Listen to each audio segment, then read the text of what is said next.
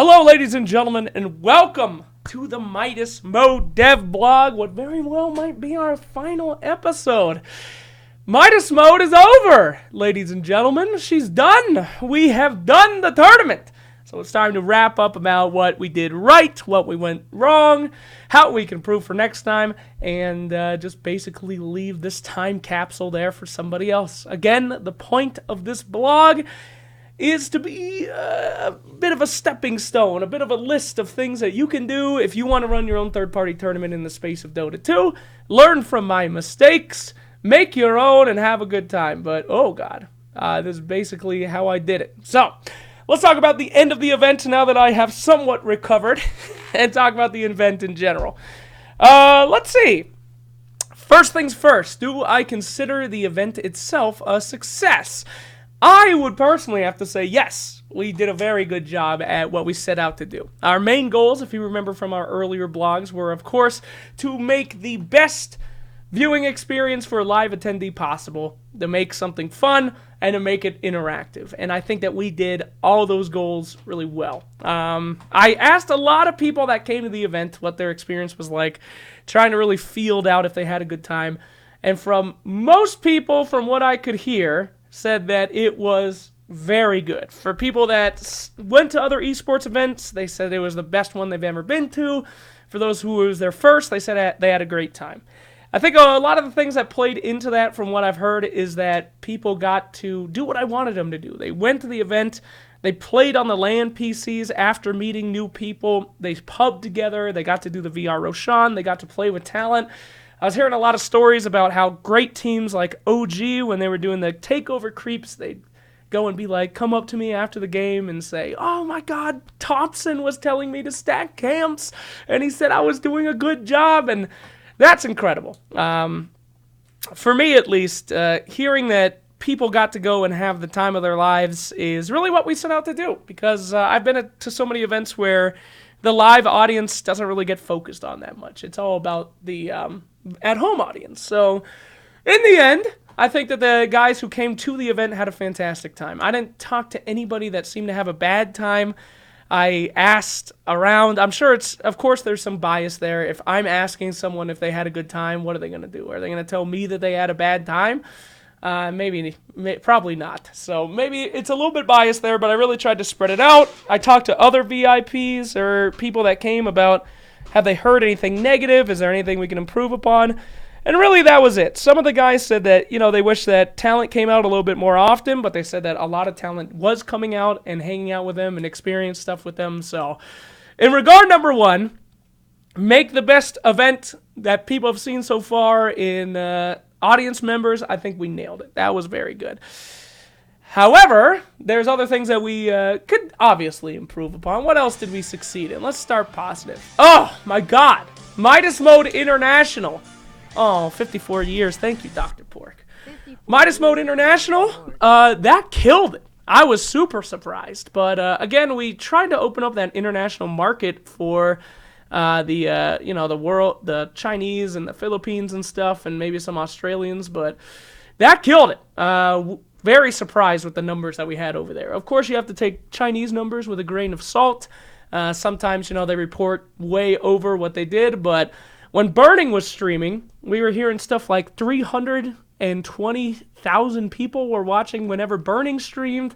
We were hearing something like 80 concurrent on different channels, and this is not, they fudge the numbers on the official channels for Chinese Dota. The TI stream has like 3 million viewers, but these are non-official channels. These are guys like, our partners from Huya, where, they had no reason to fudge those numbers, I don't think. So we were rocking 80K, 100K on China, and China fucking got it, too. Those were some of the best games that we had. They came in through the gate wanting to know the bounties. They came in playing Midas Mode in that way, really focusing on doing stuff right. I know a lot of the Western fans weren't able to catch Midas Mode International because the time was insane, but I think it really worked out over there. And the community response, too. We were getting Chinese bounties written in Chinese. They were excited. So overall, I think that was really great, too, the international thing. So, yeah, I think we did stuff well. It was definitely not the what I thought about with numbers, but it was definitely an improvement from last year, however, as well. Last year, Midas Mode numbers were pretty steady in the 20Ks for the majority of the event. I think our top numbers was something like 28,000. But this year, we topped out at 55,000 concurrent viewers, and actually, surprisingly enough, we were the third most viewed thing on Twitch. We beat the fucking Overwatch League, which is pretty insane. I know you have to buy into the Overwatch League for $20 million a team, and we beat that. So that's pretty exciting stuff. So we were the third most viewed stream on Twitch for the week, which is exciting. I'll see if I can't pull that up for us. Let you guys take a look at that. Overall, I mean, things were good. We can talk about the challenges of the event, of course. There we go. There's this infograph here. I am proud of this, so I will show it. Here we are. Whoop. Oh, baby. Oh, baby, look at us. Woo! We did it good. That's pretty good. Sorry, Overwatch. And really, the only goal I had was beating the Overwatch League. So, anyway. So, we talked about positive stuff. I would say the talent killed it. Talent was great. Didn't really have any talent issues at all. Everybody was having fun. The schedule was nice and relaxed for them. Seemed like that they had a lot of energy for their shifts. Nobody was abused too much. Audience seemed to have a great time. I got great feedback on the goodie bags, great feedback on the experience as a VIP. A lot of people felt like they had a great time. What else did we do well? I think the Kennedy Space Center shit, the videos came out really well there too. What else do we got? Overall, the map, when it worked, it was good. The Indiegogo thing worked out well. I thought the Steam screens were really funny and added something innovative to the scene. And, yeah. So, anyway. You didn't get a goodie bag, dupe? Oh, that's fucking broken. That breaks my heart. Alright, so, now, you guys know me. I motivate myself on the negatives. That is what I focus on the most. I like saying, what did I do wrong and how can I fix it for next time? And as you guys know, that is one of the reasons why Midas Mode 2 happened, is because I thought that there was a lot of stuff that we didn't do right in Midas Mode 1. So I went out to fix it in Midas Mode 2. Now let's talk about the first thing that killed me on Midas Mode 2. Are you ready? The economy. The problem was we got it right. Now, in case you guys don't remember Midas Mode 1, the economy was a fucking disaster. We killed it. It was horrible. We had to reset the economy twice, and we had to implement a bomb, and we couldn't stop the teams from randoming. It was a fucking shit show. But goodie bag for Dupe. I agree, Dupe. Give me your address and a private DM, and I'll send you a goodie bag and some other goodies. That makes me sad. Anyway, so we effed up the economy real bad in Midas Mode 1, and I always thought to myself, oh, I really want to nail that economy. I want that to work. I want this alternate game mode to be competitive and actually make it better. Well, that was a big problem. You see, we did that right. We actually did have a competitive economy. I think we killed it. In the normal circumstances of Midas Mode, I think that the economy was perfect. Now, there was a few things we could have changed. For one, they probably shouldn't have gotten $1,000 per win. That probably could have been lowered to $500 or maybe even $250. But overall, things were balanced, things were good, and that was our first big problem. You see, Midas Mode 1 was supposed to be a serious tournament. It was supposed to be like elimination mode. But the game got so fucked up from the economy, it just turned into a meme madness. Which was good. It actually made it a lot more approachable. The problem is that after we made it a meme madness tournament, we tried to bring that back into Midas Mode 2, the meme part, but the serious economy, and it made a really weird identity for the tournament. A lot of the fans were split.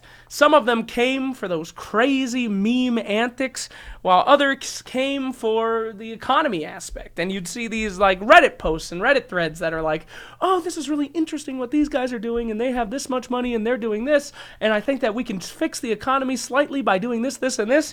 And the other guys were saying, how come teams take serious?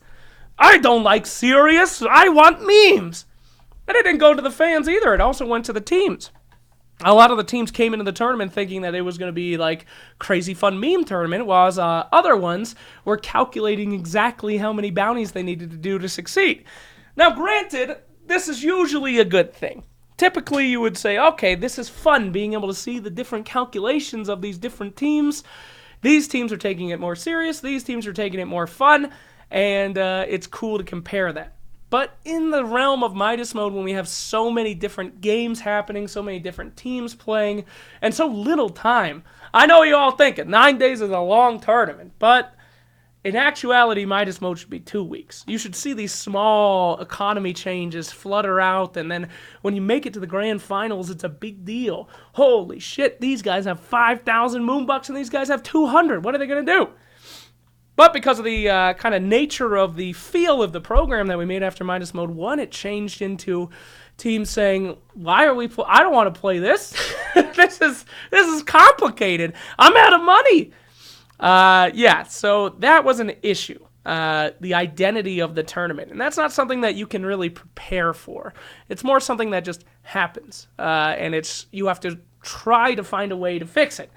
In that regard, we tried to fix it by big numbers. Try to change the economy a little bit to make it more of a meme, more of a exciting thing, because honestly, it was too good. Knoxville and Purge fucking killed it. The economy was too good. And that means that the people that are there for the memes are angry, and the people that are there for the economy are thought of as tryhards.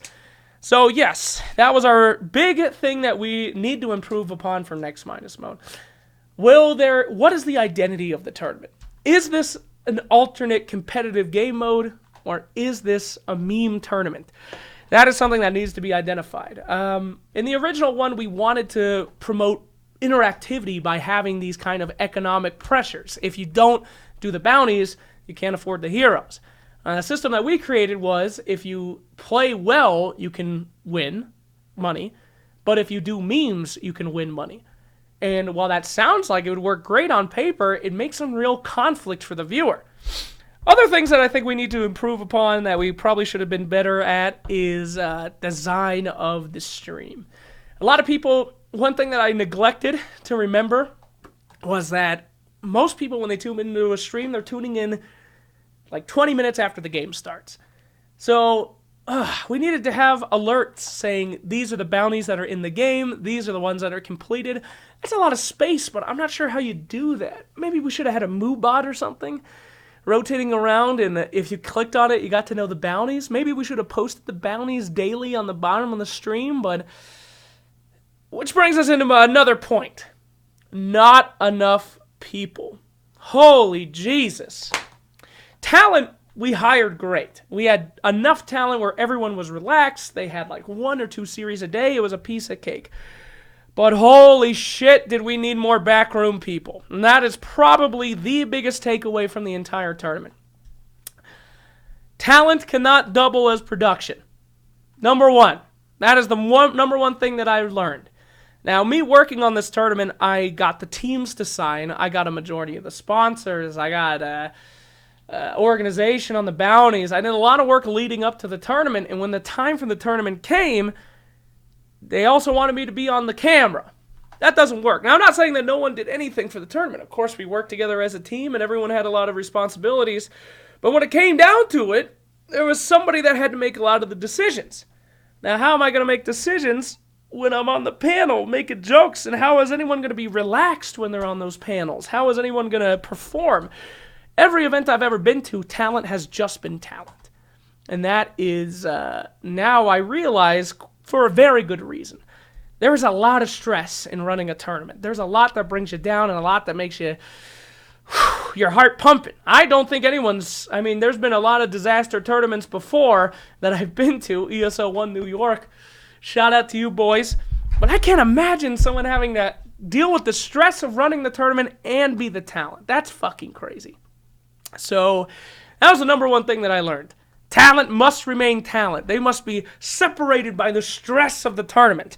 And also, we needed a fuckload more of backstage talent. We had Pimp, Buka, Mr. Kenway, and that was it, working on production. That's fucking crazy. We needed to have at least 2 to 3 admins. We needed a backup producer. We needed a different guy. I mean, a lot of the dudes that were working on the project were, off-site. Never again. The back room has to be as good. Oh, and Pop-Tart, of course. Pop-Tart. Nah, just kidding. And Pop-Tart. The back room talent has to be the same, if not more, than the on-screen talent. That's crazy. I mean, when you work TI, they have 30 people in the editing bay. They have an entire room of 15 people and producers. They have specialized team that are just made for getting clips, just made for communicating with talent. Of course, all that costs money. So we do what we can with the amount of sponsorship and the amount of funds that we were able to gather. But, whew! Midas Mode in particular needed so many more people in the back end, and that is because of our other biggest problem, wait time. That killed us. Now, in the normal, if there's one thing that my boys know how to do, it's fill time. That's fantastic. But, in Midas Mode in general, you have so much time that you have to spend picking your heroes on stream.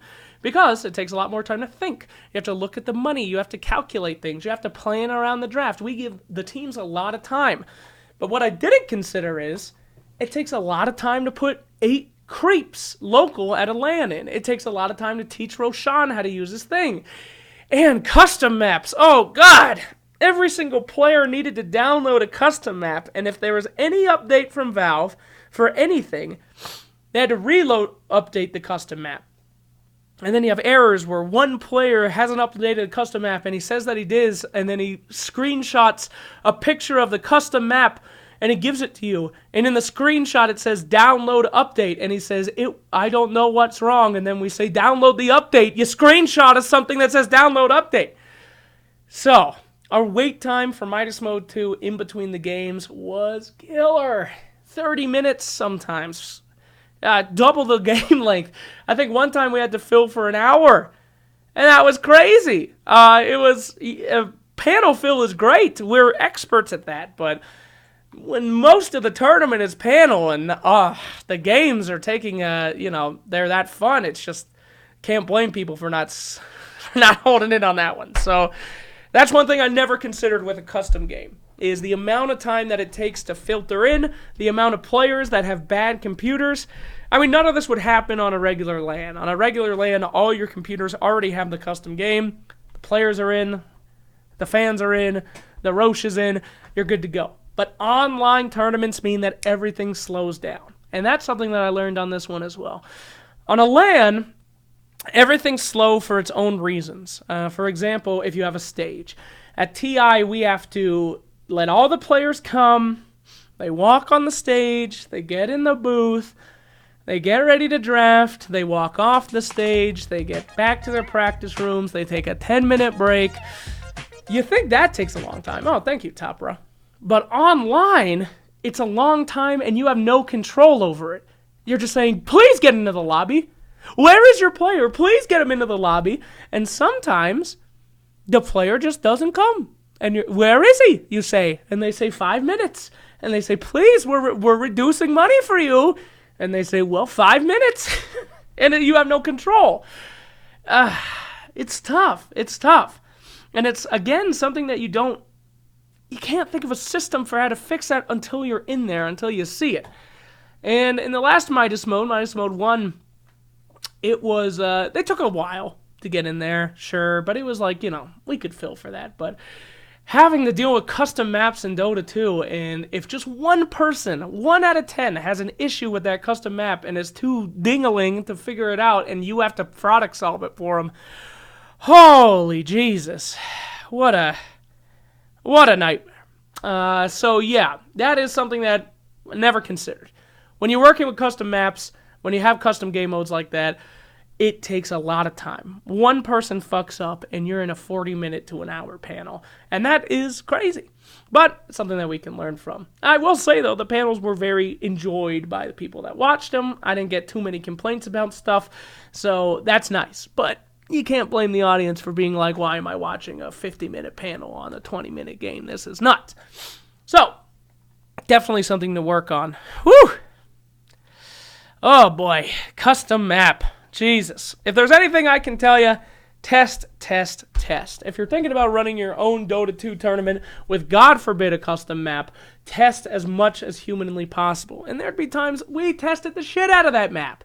And then on day one, we go into the broadcaster slot, and the Russian broadcasters are in the same slot as us.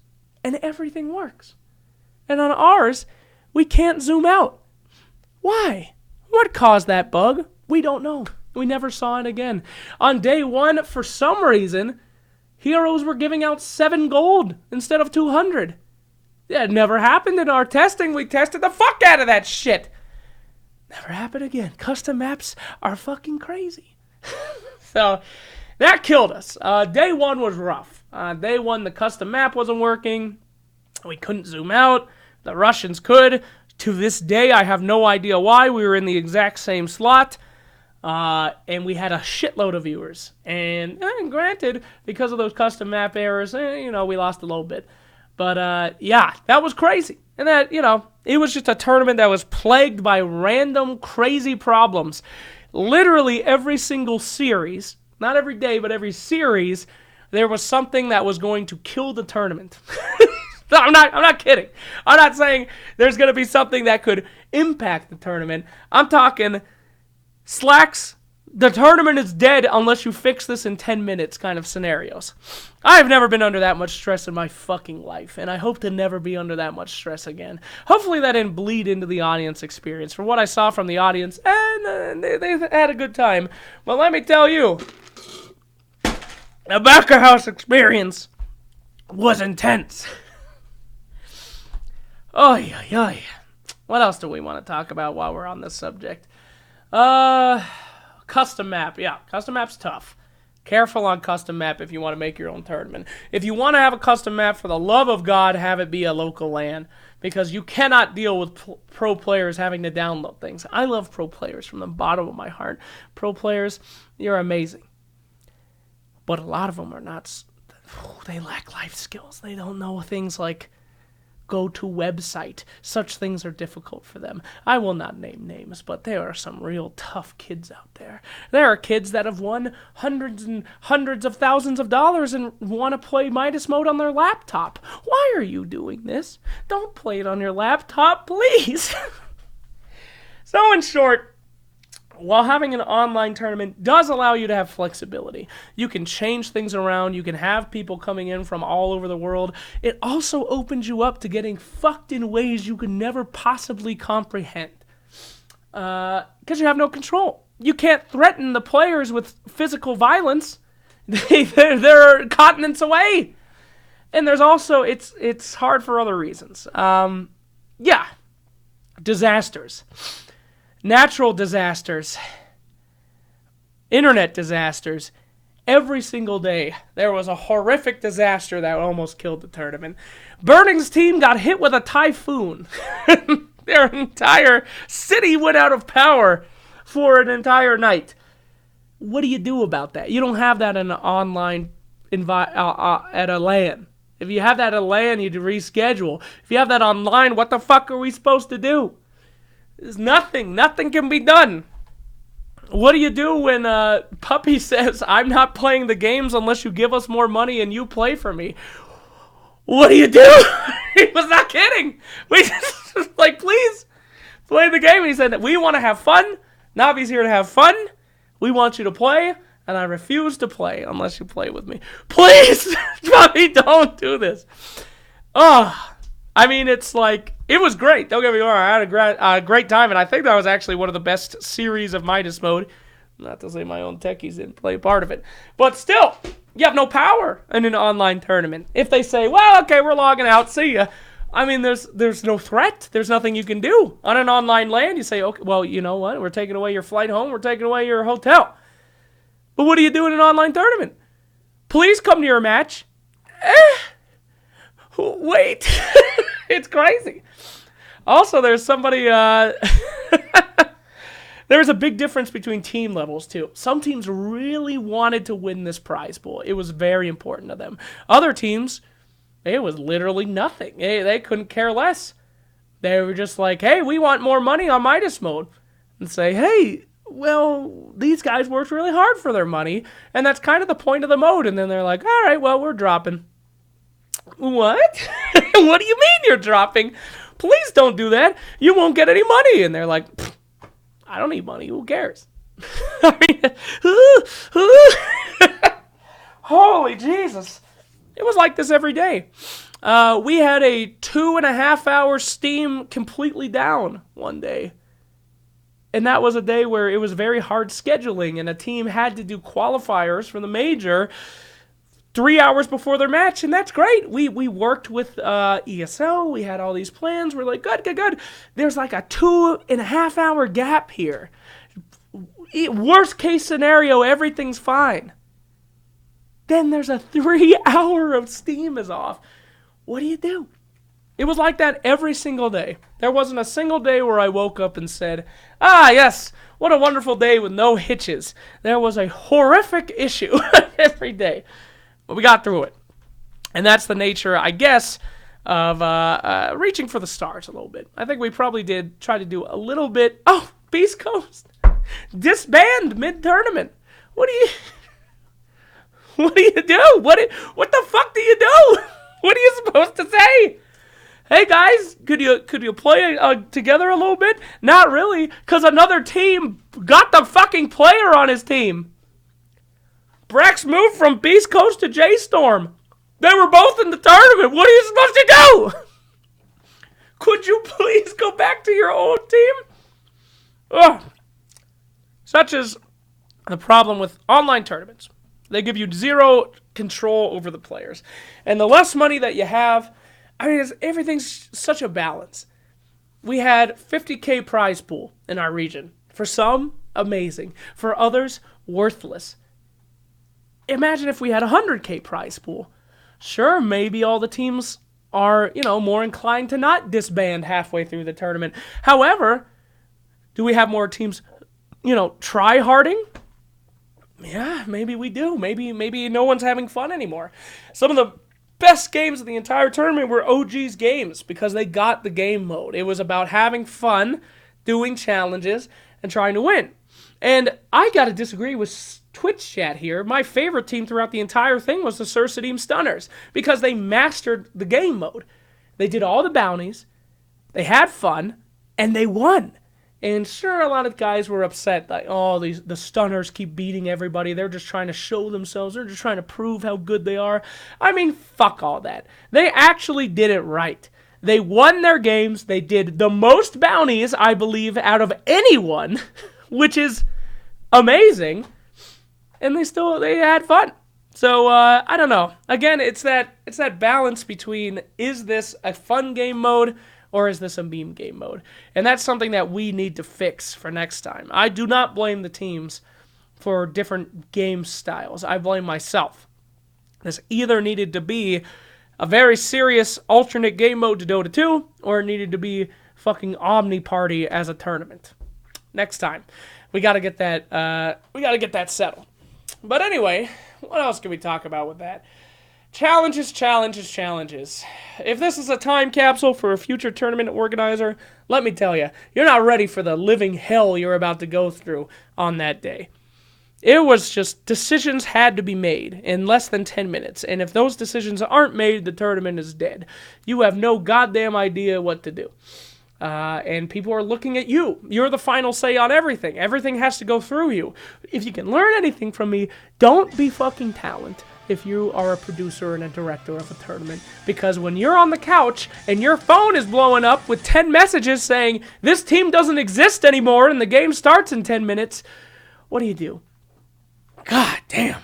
Also, there's no early warning of this shit. There's no time. Teams don't just tell you the day before, hey, we might have an issue tomorrow. While they're loading into the lobby, they say, we don't exist anymore, and then leave. What do you do? Oh, God, the pain, the absolute stress. But we made it through, and it was good. I would say one of the biggest weird things about my tournament, our tournament, I should say, the tournament, because a lot of people were a part of making this thing amazing.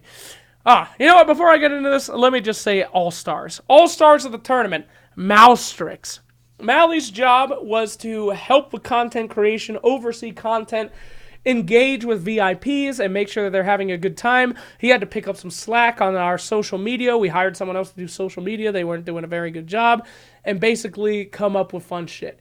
He fucking killed it. The audience attendees, what they got out of that, his job, just being positive, Moustrix destroyed that event. What a great guy, and good for him. Other people that killed it, Shiver, Owen, Kyle, the whole crew. The non-Moonduckers that came in as a third party. Helpful, good, had a great time. Did their jobs well. I mean, just really all the talent just annihilated. They did great. And I was not, I need to improve on that. I was a mess. I tried to keep it together as best as I could. But, hold on. Before I get into me, Pop-Tart. This motherfucker on the 30th, September 30th, he had to go from morning to night. He had a 3-hour rest. He went from I'd say 8 o'clock till 5 in the morning observing games. Holy Jesus, did that guy kill it. Oh, boy. But, yeah. I have a thing that I do. When I always say that a boss should be working as much as, if not more, than anyone else. So I always try to be the first person in, the last person out, including going on panels and stuff. That was probably a mistake. For the love of God. If you're a producer and a director, don't make yourself talent. Don't let them make you talent. Just stay in the back. Deal with problems. Because it's a goddamn nightmare out there. But anyway. So yeah, where was I? I was talking about something else. Scheduling. God. Ugh, from the very moment we wouldn't have a team wouldn't confirm the schedule until 8 hours before, more like 10 hours before the tournament started. 10 hours before the tournament started. Please confirm the schedule. We have to start in 7 hours. So, I gotta mod somebody. Oh, it's Pop-Tart. Okay.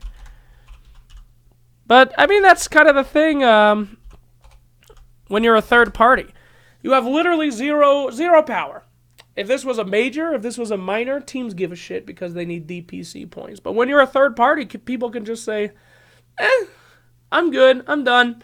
Thank you for your time. And there's nothing you can threaten them with. There's no recourse for you.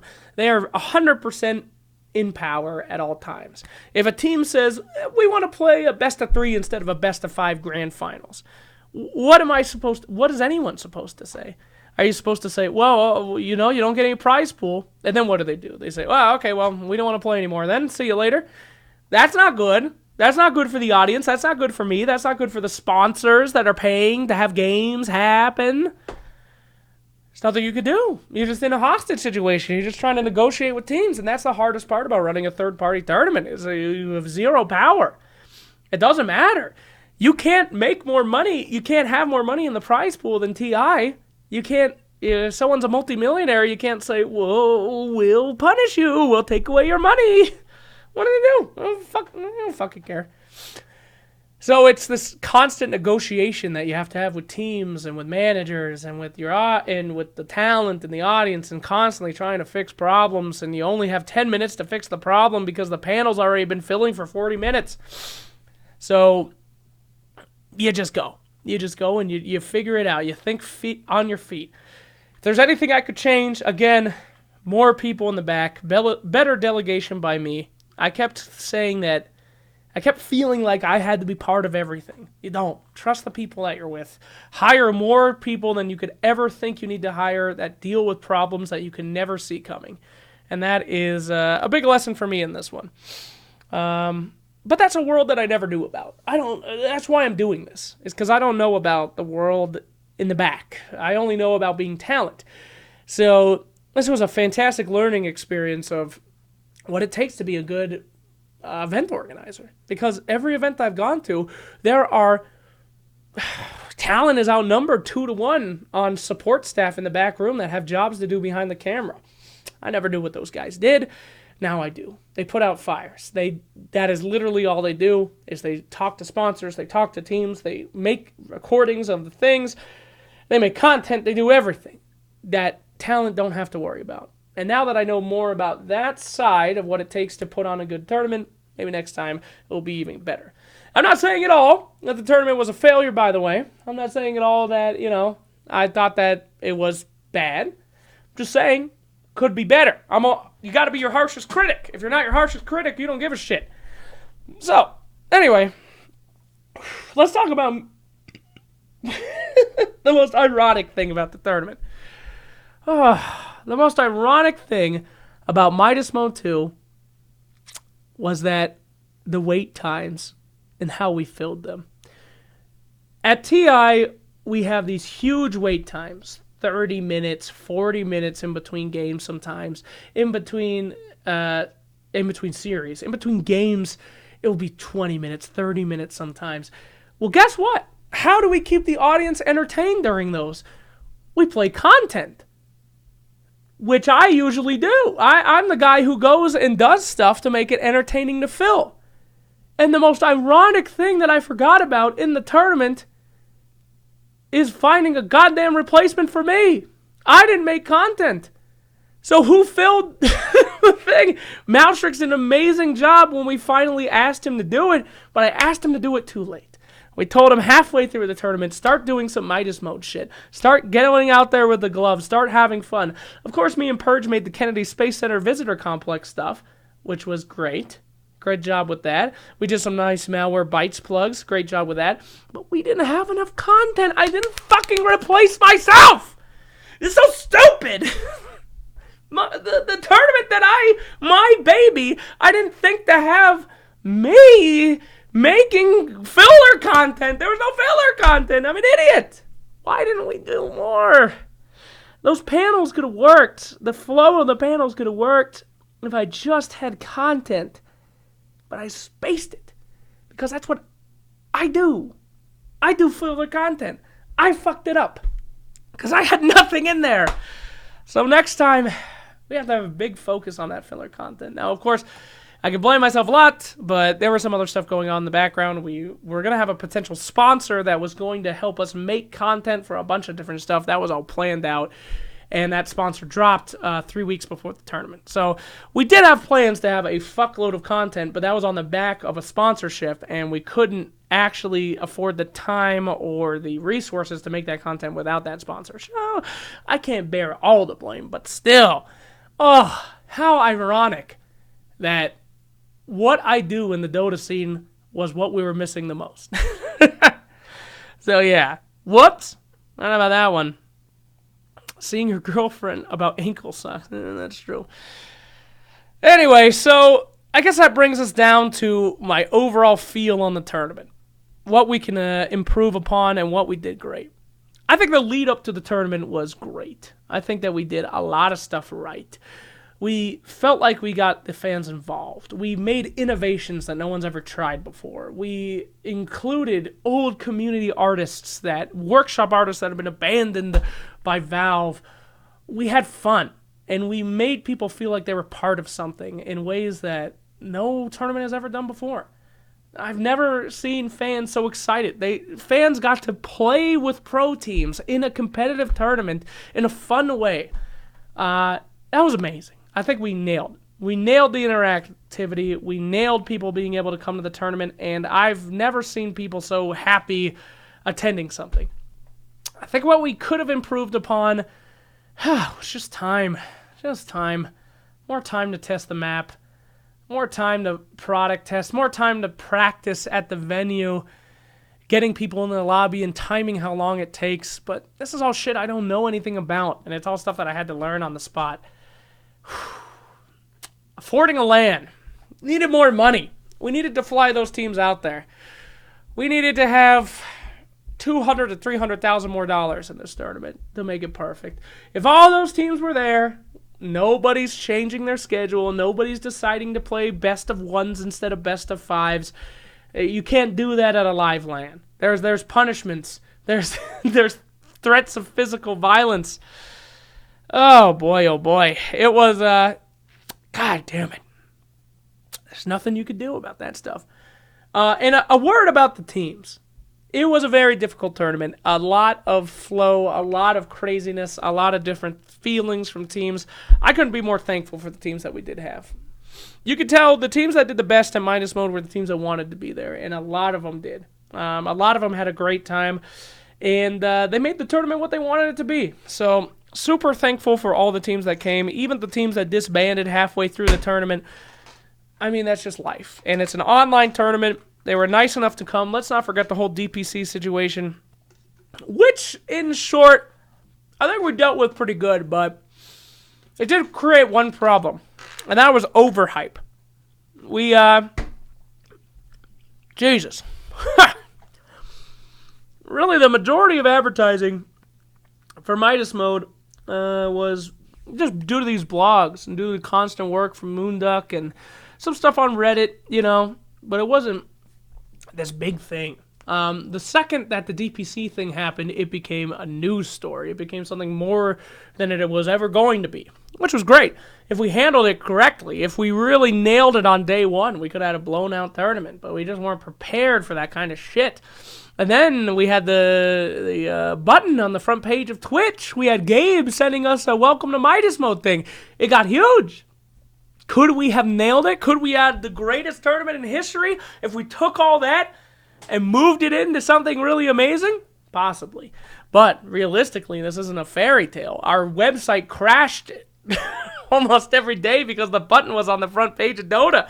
We had a lot of people that had no idea what Midas mode was, how it worked coming into the tournament. We had a lot of pressure to do well and a lot more voices in there that were very confused. So, am I upset that any of those things happened? Not at all. But were we prepared for those things to happen? The DPC, changing the dates, all that different stuff, the big, the big pressure. We weren't ready. Next time we will be. But we weren't ready this time. So, yeah, I guess, what else do I really have to say? Will I ever do this again? What a question. From what I can tell from our monetary standpoints, again, we have barely made it into the gray. I think we have to sell merch. We have to sell a lot more merch online to be able to be okay, but I think that merch will sell. So, yeah. Yet again, I've had to forgo all my talent fees to make sure that we even out. So, any money, anything leading up to the tournament is gone. My talent fees were working. The tournament is gone. I work for free again to see if everything equals out. But we did not lose money. I will say that. We barely made any money, but we did do it, which is exciting. Of course, what? Oh, of course talent got paid. Are you kidding me? No, I didn't get paid. Me, Daddy didn't get paid, but I would rather die than let that talent not get paid. They worked their ass off. So, yeah. Now, of course, this is under the assumption that all of our sponsors actually do pay us. As you guys remember, sponsors pay half up front and then half when the tournament is over. So we have to make sure that all of our sponsors are happy. There is a small possibility that one of our sponsors might say, I didn't like that. See ya. I don't know what the fuck we're going to do there. But I very much doubt that will happen. And if it does, that's something that needs to be dealt with. So, woo! That was crazy. But let's hope that doesn't happen. And our boys are happy with what we produced for them.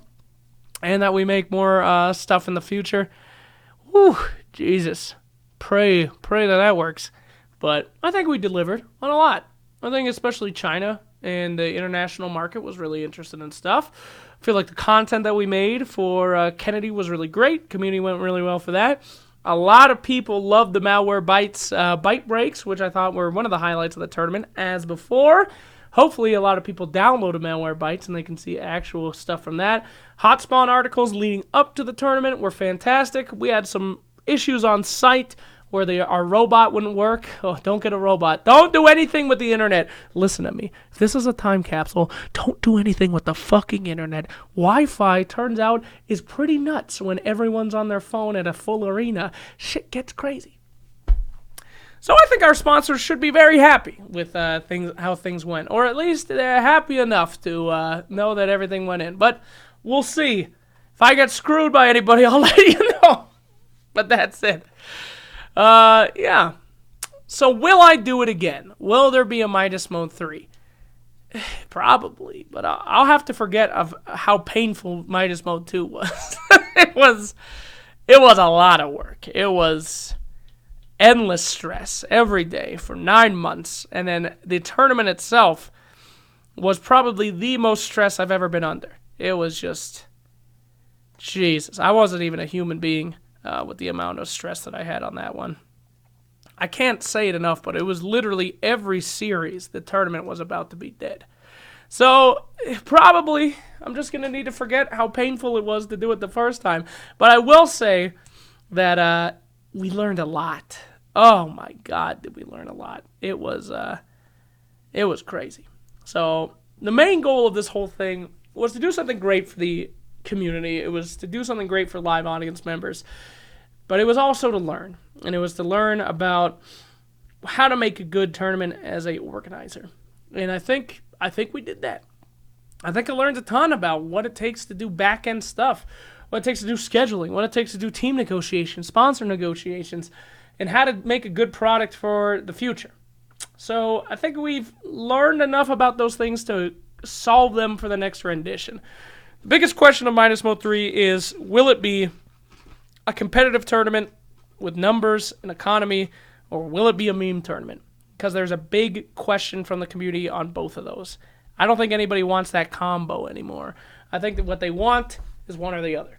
So I'll have to make that distinction if we're going to have Omni Party of the tournament or if we're going to have alternate game mode. So we'll see what happens.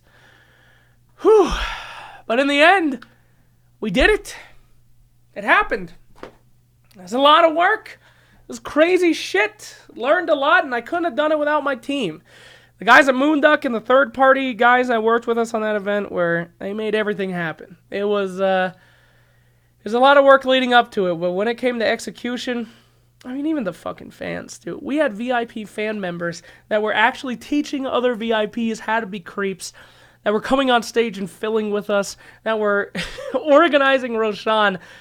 I mean, it's insane. The community has the best fan base in all of video games, and it shows. I mean, these fans, Michael Maggs came to the tournament. He was helping us fucking pack Super Rodan, Gage, and it was crazy. These guys came, and they were like unpaid labor, and they were just doing it for fun.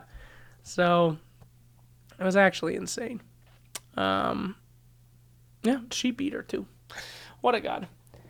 So, whew, we did it. Somehow, through all the madness, we did it. Big shout out to Zyori, who worked just as hard as me in the times going up to the tournament. Thank you to Purge and Trent, who worked on the bounties every day after their shifts.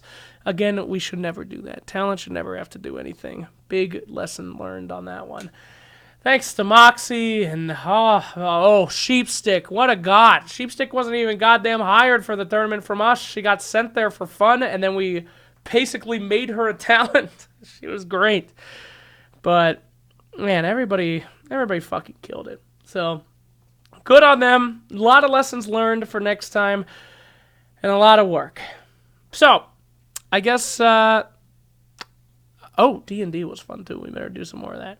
Suns fan didn't do anything. I hate Suns fan. Get it. Woo! So, yeah. I guess we're going to open it up to Daddy Talent. Secret stuff. Yeah, I guess we'll open it up to questions, but as a final word out there, if you're looking to make a third-party tournament in Dota 2, here are my lessons. All right? Number 1, Practice, practice, practice, test, test, test. There's things that you have no idea that are going to fuck you, and they will get you. So, you need to be able to take, I'm not fucking around here, a week before your tournament to test your map on location, to test your game mode, to test people going in, stress test it with 24 people, find as many issues as you can, and guess what? You'll never find them all, and it's always going to be hell on earth. Number 2, figure out some kind of way to afford as much backstage people as possible. Talent cannot be people, back of house. It doesn't work. It's too much stress, and it brings down the entire show when they know that they have to do bounties and shit after the show. It's tough. It is tough on them. So, should never use your talent in anything but talent. Talent must be talent. They are the face of the tournament. And I guess number 3 is remember to have fun. Sweet Jesus. Fun is hard when you're in a role like a producer or director. You have nothing but issues and nothing but pain. But if you can't have fun, make sure everyone else is having fun. And if you're not having fun, go and talk to your audience. And if they're having fun, it'll put a smile on your face. Every person that said that they had a great time at the tournament gave me a regen rune emotionally. It was what I needed. So, yeah. Hopefully next year we get those big viewer numbers that I was hoping for. God, one thing that I really learned on this tournament that I forgot to mention is nobody gives a shit about North American Dota. What a fucking heartbreaker. God, at our Europe times, we had great viewer numbers. But there was really good games. J-Storm played some amazing fucking games against N-Vorgesa, and literally nobody gives a shit about NA Dota. Woof! It's tough. The NA Dota region is in a lot of time. It's hurting. You know? Prime time for North America where nobody else can watch. It's like good games, good matches. All the teams are playing. They're throwing their best, and you're rocking like 10K viewers. That's tough. So, I sure hope something helps out North American Dota. We got great fans. We got great people that love Dota in this play in North America, but it's just not enough compared to the rest of the world. Whew. It's tough, man. It's tough. So, I don't know how to fix that. And I hope that one day Valve finds a way to fix that. It's not something a third party can do. There's a reason why there's no North American lands in the last DPC. And I didn't know that reason.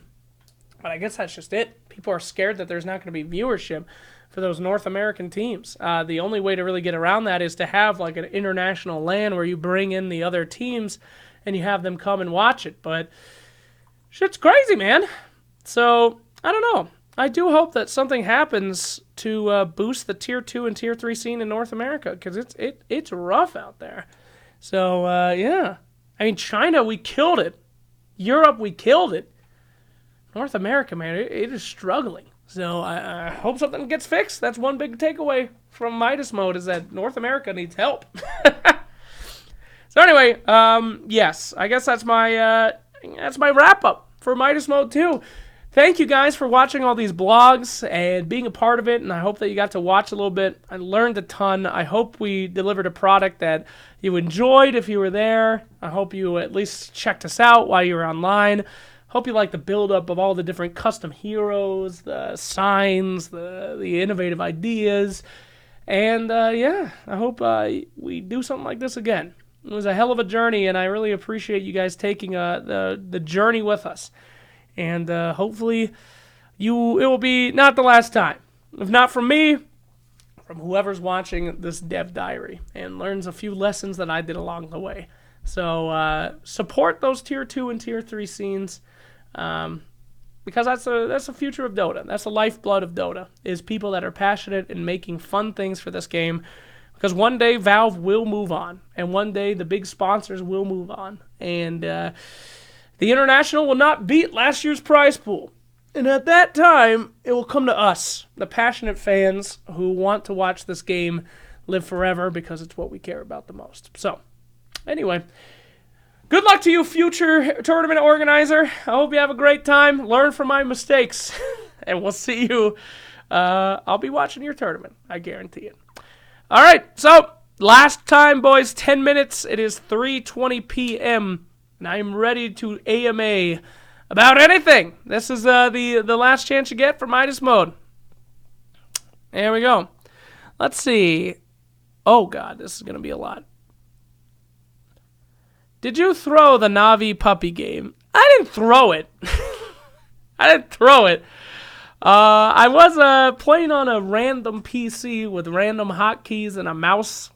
I had this moment in the middle where I should have gotten a kill off this giant mine pile, and I went to hit my control groups, and it selected all the mines and blew them up. What a fucking nightmare that was. But, yeah, I tried. I tried hard. Who plays better, Clinks, me or Puppy? Probably you on. At least in that game. Did S4 flake on you or his team? I don't know what happened. I'm not looking to know what happened. Who cares? Did you lose your voice? Yes, I lose my voice at every event. That's good. The draft was long. No in-depth analysis. I know. We need to say drafts were too long. I know. Thanks, Rox Johnson. Ooh. Drafts were too long. We didn't know that it would take that long, though. Custom maps. We thought on our testing everything was good, but we didn't realize that these players need to download a custom map, and then they might have a problem. And if one person out of 10 has a problem, you're looking at a 40-minute draft to an hour draft. Ugh. Next time, boys. Next time, land for custom maps. I don't know how much it helped it as a brand, honestly. No idea. Help me learn. Online merch confirmed. Yeah, we'll be rolling that shit out online. One person used the no bone zone, and they were not boned. Lorgasm on the 5 worst heroes. Yeah, I want to do that. Amazing tournament. Not a question, but thank you. Crepe. Why wasn't there more creep takeover for international? Did blocking things upset them? I don't know. It was kind of weird. There's always like that translation problem. Some teams, of course, don't take this tournament as seriously as other teams, and they don't read all the rules and shit. Some teams are like, how come these creeps are being dicks to us? And be like, well, the other team paid them to be dicks. And they're like, oh, you could do that? And that's like halfway through the tournament. So, I don't know. Communication got a little weird on that one. So, I didn't want anyone to feel like they were getting picked on, so we just changed it around. Any info on why? Nope. What's your next project? Whew. What a question. I'm going to Hamburg, but as I told you guys before, I'm hoping to take a lot of time from going to events off this year to deal with mini baby slacks when that's finally coming. So, yeah, I don't know. Going to take some time off. Next big project. I think I could probably say this now since I've been doing it for the last 2 years, but probably planning TI-10 content. I think that TI-10 is going to be hopefully the biggest TI to ever happen. It's the Centennial content, so I want to try to convince Valve to give me even more wide berth to work on shit. Started working on TI really from the back end on TI-8. I think that was, we nailed it on that. TI-9 was certainly challenging with it being in China, so we had to do a lot of thoughts on that. TI-10, I hope I can start working on that like fucking next month. I want that to be the greatest tournament to ever hit Dota 2. So we'll see. I guess that's my next project, is trying to convince them to let me work on shit now. Which is harder, Midas Mode 1 or 2? 2. So much more expectations with fans being involved, with living up to the hype of the last one, with surviving the DPC. Midas Mode 1 was zero pressure. We just had teams coming. We wanted to do a tournament. Online only, no fans, nothing, no expectations. Much easier to do Midas Mode 1. 3 will probably be the easiest, though, I will say that. 2 was a lot of learning on 2. What happened in the no bone zone? We built it. Nobody was boned. Did you learn anything about getting sponsors? Always try longer. It's hard. If I want sponsors for Midas Mode 3, I should start selling it today. A year in advance or more. So, again, that lesson has been pounded into me. If you want sponsors for your tournament, it takes more than a year to get anything substantial. Not to say that our sponsors here weren't substantial. They did a great job. Thank you to everybody. But if you want to rock a $300,000 prize pool, you need about a year and a half to 2 years or something. It's crazy. Would you have given Vici the middle finger and forced them to play or donate their prize money to charity? They played. There was nothing. I mean, it's just, they needed to go because they had scrims for the major. How am I going to fucking ignore that? I mean, that's very important to them. They were kind enough. It was a tier 1 team. Probably one of China's best teams.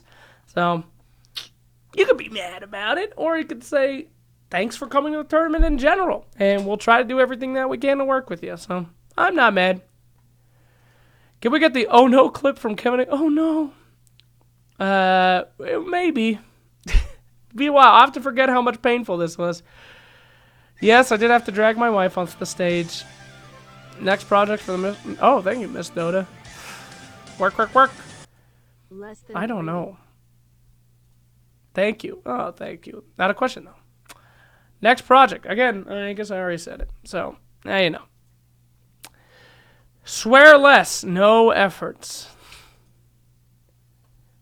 A watermark for mass drop. Oh, that's not good. Jesus. Single moment that was your personal highlight.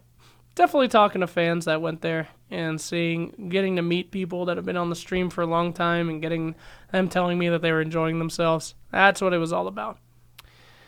Favorite things that fans gave me? A good time. Dungeons and Duckers. That DM was so good, dude. It was actually amazing. I don't know. How much antacid do you know? I don't have that problem. I answered that. Play games with the artists? Maybe. Yeah, I need to think. If we do make a Mimi tournament, I need to think about how to motivate people to do stuff. Thanks for the attorney. Gyromaniac would do back. Thank you, my friend. Valve and big sponsor moving. When do you think that'll happen? I don't know, man. Up to them. Was it financially successful? A success is such a word, you know? We didn't really make any money on it, but it didn't kill us. We're not in the red. So to me, that's a success. To others, that's a failure. But I think as long as we don't lose any money, we make something cool, that's successful to me. You don't have an official translator. We did. His name was Hurtless. He was great. Thank you, Hurtless. More backstage. And Jack Chen for his hard work as well. Maybe. What was your favorite animation that played during the pauses? Oh, David made some great ones there. Jesus. I can't tell. I love them all. I like that one where he's in the car. That one makes me laugh every time. Why players can't load in game first, then pause, and then picks? I don't know, dude. I don't know.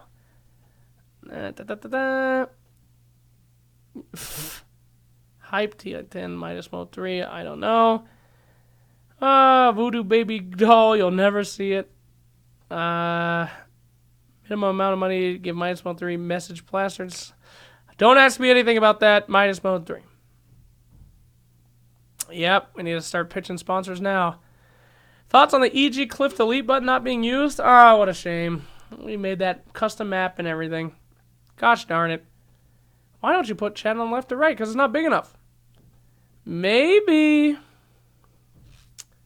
Coming to India again? I hope. If there's another Indian tournament, I'll be there. Would you do it? How would I do it even more? I don't know. Think about it. How do you do the experience even more? I don't know. It takes time to think about something like that. You need even more? All right.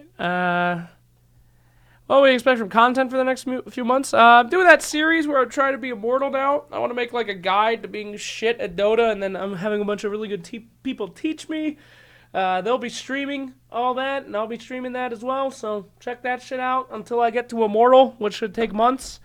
Want to make some new series. Want to go back to Lorgasm. I have to make a Lorgasm about the Void. I'm very excited to make kind of top 10 things Valve needs to answer about the Void before Void Spirit comes out. So, we'll see. Who was a person you wanted to invite but was not able to? A lot of people. Big list on that one. Artifact 2.0. Don't believe it. It was crazy to see it on the front page and to have Valve send that message. That was fucking nuts. Son of Venus. I want to play Sekiro for sure. 10v10 all techies? Good God. Stream 6. I don't know what that is, my friend. Ah. No, I was not.